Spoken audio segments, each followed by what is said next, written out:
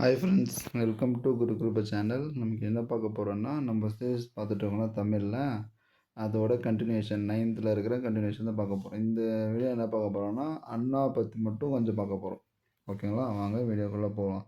வீட்டிற்கு ஒரு புத்தக சாலை அன்னிட்டு ஒரு லெசன். அது வந்து அண்ணாவோட வானொலி உரை தொகுப்பில் வந்து இடம்பெற்றுள்ளது. ஓகேங்களா? நான் இன்னும் வாசிக்காத நல்ல புத்தகம் ஒன்றை வாங்கி வந்து என்னை சந்திப்பவனே என் தலை சிறந்த நண்பன் என்று சொன்னவர் யார்? Abraham Lincoln. என்ன சொன்னார்? நான் இன்னும் வாசிக்காத நல்ல புத்தகம் ஒன்றை வாங்கி என்னை சந்திப்பவனே என் தலை சிறந்த நண்பன் சொன்னவர் யார்? Abraham Lincoln. ஓகே. நமக்கு ஒழுக்கத்தையும் வாழ்வுக்கான வழிகளையும் காட்ட வீட்டிற்கு ஒரு திருக்குறள் கட்டாயமாக இருக்க வேண்டும் என்றவர் அண்ணா. நல்லா பார்த்துக்கோங்க. வீட்டிற்கோர் திருக்குறள் கட்டாயமாக இருக்கணும்னு சொன்னவர் அண்ணா. அண்ணா. ஓகேங்களா? நம்ம அண்ணா வந்துட்டு வீட்டுக்கு ஒரு திருக்குறள் வச்சுக்கோங்கன்ற மாதிரி சொல்கிறார். ஓகே. பாருங்கள், 2009 நடுவண் அரசு வந்து அண்ணா நினைவாக அவர் உருவம் பொறிக்கப்பட்ட ₹5 நாணயத்தை வெளியிட்டது. எப்போது? 2009. எவ்வளோ 2009 வந்து வெளியிட்டாங்க. நம்ம அண்ணா நினைவாக அவர் உருவம் பொறிக்கப்பட்ட ₹5 நாணயத்தை வந்து 2009 வந்து நடுவண் அரசு வந்து வெளியிட்டாங்க. 2010 தமிழக அரசு அண்ணா நூற்றாண்டு நூலகத்தை நிறுவிச்சு. 2009 ₹5 நாணயத்தை வந்து வெளியிட்டிருப்பாங்க. 2010 அவரோட நூற்றாண்டு நூலகத்தை வந்து நிறுவியிருப்பாங்க. ஓகே. நெக்ஸ்ட்டு பார்ப்போம். இப்போ அண்ணாவோட புகழ்பெற்ற பொன்மொழிகள் இருப்பில்ல, அவர் பல விதமாக சொல்லியிருப்பார். நல்லா எப்படி இருக்கணும், பொன்மொழிகள்லாம் தெரியுங்களா? இப்போ பாருங்கள், மாற்றான் தோட்டத்து மல்லிகைக்கு மனம் உண்டு என்ற மாதிரி பல பொன்மொழிகள் சொல்லியிருப்பார். அதில் இம்பார்ட்டண்ட்டான பொன்மொழிகள் மட்டும் நம்ம பார்ப்போம். ஓகே, வாங்க. மாற்றான் தோட்டத்து மல்லிகைக்கும் மனம் உண்டு. ஓகே. கத்தியை தீட்டாதே உந்தன் புத்தியை தீட்டு. இது பாட்டு இருப்போல, நம்ம எம்ஜிஆர் பாடியிருப்பார், கேட்டிருப்பீங்கன்னு நினைக்கிறேன். ஓகே. இதயம் தாங்கும் இதய வேண்டும்.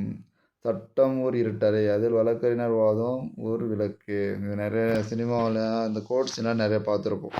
சட்டம் ஒரு இருட்டறை, அதில் வழக்கறிஞர் வாதம் ஒரு விளக்கு. மக்களோட மதிய கிடைக்கும் மேடுகள் நமக்கு தேவையில்லை. தமிழரை தட்டி எழுப்பும் தன்மான இலக்கியங்கள் தேவை. தன்னம்பிக்கை ஊட்டி மதிப்பை பெருக்கும் நூல்கள் தேவை. இதெல்லாம் சாதாரணமாக எடுத்துக்காதீங்க. நம்மளுக்கு ஒரு 4 ஸ்டேட்மெண்ட் கொடுத்து எது தப்பு எது ரைட்டுன்னு கேட்கலாம். ஏதாவது ஒரு லைனை 2 லைனை மாற்றிட்டு கூட கேட்டுடலாம். ஓகே, நல்லா பார்த்து வச்சுக்கோங்க. நல்ல வரலாறுகளை படித்தால் தான் இளம் உள்ளத்தில் புது முறுக்கு ஏற்படும். நல்ல வரலாறுகளை படித்தால் தான் இளம் உள்ளத்தில் புது முறுக்கு ஏற்படும். ஓகே. இளைஞர்களுக்கு பகுத்தறிவும் சுயமரியாதையும் தேவை. இதை பார்த்தோன்னே நம்ம பெரியாரை நினச்சிருவோம். பெரியார் இல்லை, அண்ணா. இளைஞர்களுக்கு பகுத்தறிவும் சுயமரியாதையும் தேவைன்னு சொன்னவர் யார்? அண்ணா. இளைஞர்கள் உரிமை போர்ப்படையின் ஈட்டு முனைகள். இளைஞர்கள் உரிமை போர்ப்படையோட ஈட்டி முனைகள். இது ரொம்ப எனக்கு பிடிச்சது. நடந்தவையாக இருக்கட்டும், நடப்பவே நல்லவையாக இருக்கட்டும். நம்ம நடந்து முடிஞ்ச ஒரு எக்ஸாமில் நம்மளால் கிளியர் பண்ணல, அது முடிஞ்சிருச்சு. அது வந்துட்டு நம்மளால் மாற்ற முடியாது. அதனால் நடந்தவையாக இருக்கட்டும், நடப்பவைகள் நல்லவையாக இருக்கட்டும். ஓகே. நெக்ஸ்ட் ஒரு டூ என்ன பாருங்கள். ஆசியாவிலே மிக பழமையான நூலகம்னா தஞ்சை சரஸ்வதி மகால் நூலகம். இப்போ நடந்த 2024 குரூப் 4 இருக்குங்களா, அதோட கொஸ்டின்.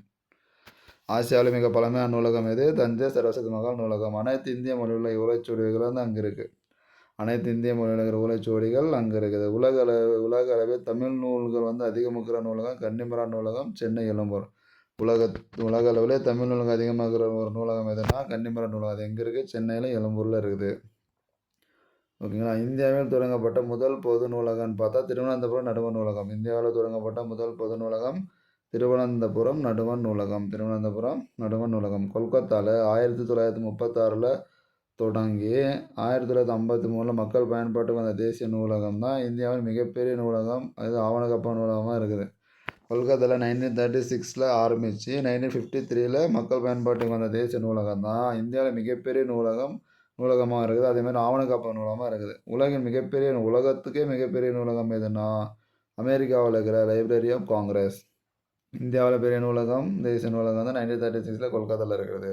உலகத்துக்கே பெரிய நூலகம் எது எங்கே இருக்குது? அமெரிக்காவில் இருக்குது. அந்த நூலகத்துக்கு பேர் என்னது? Library of Congress. ஓகே.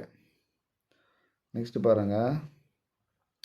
அண்ணா வந்துட்டு நம்மளுக்கெல்லாம் இருக்குது தமிழில் எங்கள் இதில் சிறந்த பேச்சாளர். ஓகே. தென்னகத்து பெர்னாட் ஷா யார்? அண்ணா. தென்னகத்து பெர்னாட் ஷா யார்? அண்ணா. சிவாஜி கண்ட இந்து சாம்ராஜ்யத்திலிருந்து இன்ப ஒளி வரை பல படைப்புகளை கொடுத்துருக்காரு. என்ன சொல்லியிருக்காங்க சொல்லுங்கள். சிவாஜி கண்ட இந்து சாம்ராஜ்யத்திலிருந்து இன்ப ஒளி வரைக்கும் பல படைப்புகளை தந்திருக்காரு. தம்முடைய திராவிட சீர்திருத்த கருத்துக்களை நாடகங்கள், திரைப்படங்கள் மூலமாக முதல்ல பரப்பியவர். தம்முடைய திராவிட சீர்திருத்த கருத்துக்களை நாடகங்கள், திரைப்படம் மூலமாக முதல்ல பரப்பியவர் யாருன்னா நம்ம அண்ணன் தான். நெக்ஸ்ட்டு 1935 சென்னை பெத்தநாயக்கன் கோட்டை என்ற கோட்டையில், நெக்ஸ்ட் வந்து கோவிந்தப்ப நாயக்கன் பள்ளியிலும் ஆங்கில ஆசிரியராக ஒரு வருஷம் பணியாற்றியிருக்காரு. எங்கே வந்து இங்கிலீஷ் டீச்சராக இருந்திருக்காரு 1935 சென்னையில் பெத்தநாயக்கன் கோட்டையில் இருக்கிற கோவிந்தப்ப நாயக்கன் பள்ளியிலும், கோவிந்தப்ப நாயக்கன் பள்ளியில் தான் ஆங்கில ஆசிரியராக ஒரு வருஷம் இருந்திருக்கார். இவங்க வந்து இதழ்களில் வந்து ஆசிரியராக இருந்திருப்பார் பாருங்கள். இதழில் ஆசிரியர் ஓம் ரோல், ஓம் லாண்டு, நம் நாடு, திராவிட நாடு, மாலைமணி, காஞ்சி, இங்கெல்லாம் ஆசிரியர். துணையாசிரியர்னா குடியரசு விடுதலை. இந்த குடியரசு விடுதலை யார் எழுதுன்னு சொல்லுங்க பார்க்கலாம். பெரியார். யார்? பெரியார். ஞாபகம் இருக்குங்களா? ஓகே. இதழ் ஆசிரியர் ஓம் ரூல், ஓம்லேண்ட், நம் நாடு, திராவிட நாடு, மாலைமணி, காஞ்சி. துணையாசிரியர் குடியரசு விடுதலை. ஓகே. இவர் வந்து இருமொழி சட்டத்தை உருவாக்குனவர். இருமொழி சட்டத்தை உருவாக்குன தமிழ் ப்ளஸ் இங்கிலீஷ் இது ரெண்டுமே தொடருன்ற மாதிரி இருமொழி சட்டத்தை வந்து உருவாக்கியிருப்பார். சென்னை மாகாணத்தை தமிழ்நாடு என பெயர் மாற்றவர் இவர் தான். எப்போ ஞாபகம் இருக்க டேட்டு? இயர் 1969. சென்னை மாகாணத்தை தமிழ்நாடு பெயர் மாற்றவர் நம்ம அண்ணா தான். ஓகேங்களா?